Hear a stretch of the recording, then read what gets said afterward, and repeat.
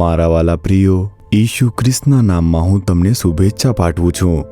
ઓકલાહોમા નામના રાજ્યમાં ટલ્સા શહેરમાં ઓરલ રોબર્ટ યુનિવર્સિટી છે. મેં કહ્યું હતું ને, આ યુનિવર્સિટીના પ્રવેશ દ્વાર પર આ લોકોએ પ્રાર્થના હાથ મૂકેલો છે. એના પર લખ્યું છે, એજ્યુકેટિંગ ધ હોલ મેન. આખા માણસને શિક્ષણ આપવું, અહીં આવતા વિદ્યાર્થીને સંપૂર્ણ માનવમાં ઘડવું, તેઓની આત્મા, પ્રાણ અને શરીર, તેને સંપૂર્ણ માનવી બનાવવું તે છે. અને આને સાબિત કરવા એક વચન પણ લખ્યું છે. તે વચન દ્વારા પ્રભુ તમારી સાથે વાત કરવા માંગે છે અને તે પણ અહીં લખવામાં આવ્યું છે.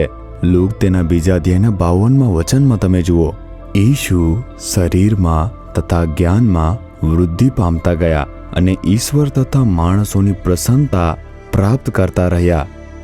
જ્યારે ઈસુ આ દુનિયામાં આવ્યા હતા, માણસ તરીકે આવ્યા, અને જુઓ તે સંપૂર્ણ માણસ બની ગયા હતા. વચન આમ કહે છે, તેના માટે શું જોઈએ? શાણપણ, કદ, શારીરિક વૃદ્ધિ અને તંદુરસ્ત શરીરની જરૂર છે. આપણને જ્ઞાન જોઈએ, પ્રભુની કૃપા, તે મહત્વપૂર્ણ છે. આજે ઘણા લોકો પ્રભુની કૃપા શોધતા જ નથી. તેઓ શાણપણ, જ્ઞાન અને સારું શિક્ષણ શોધે છે. અને એટલું જ નહીં, પરંતુ તેઓ શરીરના વિકાસ માટે પણ ઘણા પ્રયત્ન કરે છે. પ્રભુની કૃપા મહત્વપૂર્ણ છે. માણસ પાસે ગમે તે હોય, જો તેની પાસે પ્રભુની કૃપા ન હોય તો તે સંપૂર્ણ આશીર્વાદ જોઈ શકતો નથી. તેથી પ્રભુની કૃપા આપણા માટે મહત્વપૂર્ણ છે. પ્રભુ નમ્ર લોકો પર કૃપા કરે છે, દરેક સમયે નમ્રતાપૂર્વક વર્તે છે. પ્રભુ કૃપા આપશે, આશીર્વાદ આપશે. એટલું જ નહીં, આપણને લોકોની તરફેણ પણ જોઈએ છે. ઈસુ પણ ભલે તે પ્રભુ હતા જે માણસ તરીકે અહીં આવ્યા હતા, તેમણે દરેકને પ્રેમ, નમ્રતા અને કરુણા પણ બતાવી હતી અને લોકોની તરફેણ લીધી. અને લોકો તેમના પ્રત્યે ખૂબ જ પ્રેમાળ થઈ ગયા હતા. અને જ્યારે તે મોટા થઈ ગયા હતા ત્યારે આપણે જોઈ શકીએ છીએ કે લોકો તેમને પ્રેમ અને રક્ષણ બતાવે છે.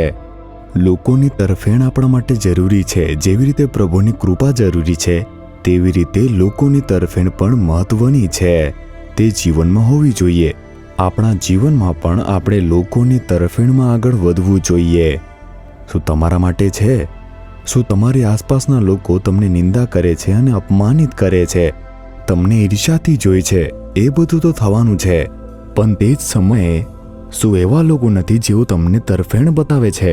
તે તમને પ્રેમ કરે છે, તમારા વિશે પૂછે છે, તમારા પરિવાર વિશે પૂછે છે. ત્યાં સારા લોકો પણ છે ને.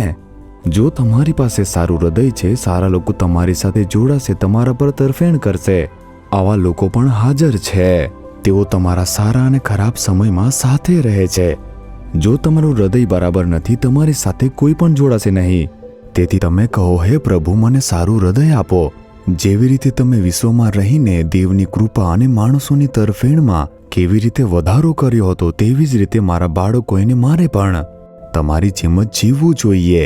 અમે પ્રભુની અને લોકોની કૃપા ઈચ્છીએ છીએ. અમને તમે એવી રીતે દોરી જાઓ. તમારી આસપાસના લોકોનો સ્વભાવ બદલાઈ જશે. તેવા લોકો બની જશે જે તમને ખરેખર પ્રેમ કરે છે, તમને મદદ કરે છે. પ્રભુ તમારા માટે આવું બદલાવ કરશે. જેઓ આજે તમને નફરત કરે છે, તમારા મિત્ર બની જશે. જેઓ આજે તમને નિંદા કરી રહ્યા છે, તેઓ આવતીકાલે તમારા વખાણ કરવાનું શરૂ કરશે. તેથી ડરશો નહીં. પ્રભુની કૃપા મેળવવા પોતાને તમે નમ્ર બનાવો. હે ઈસુ, જેમ તમે પરમેશ્વર અને માણસોની તરફેણમાં વધારો કર્યો હતો, જેમ તમે શાણપણ અને આરોગ્યમાં વૃદ્ધિ પામ્યા છો, તેવી રીતે મને અને મારા પરિવારને આશીર્વાદ જોઈએ છે. પ્રભુ, અમારા બાળકોને આશીર્વાદની જરૂર છે.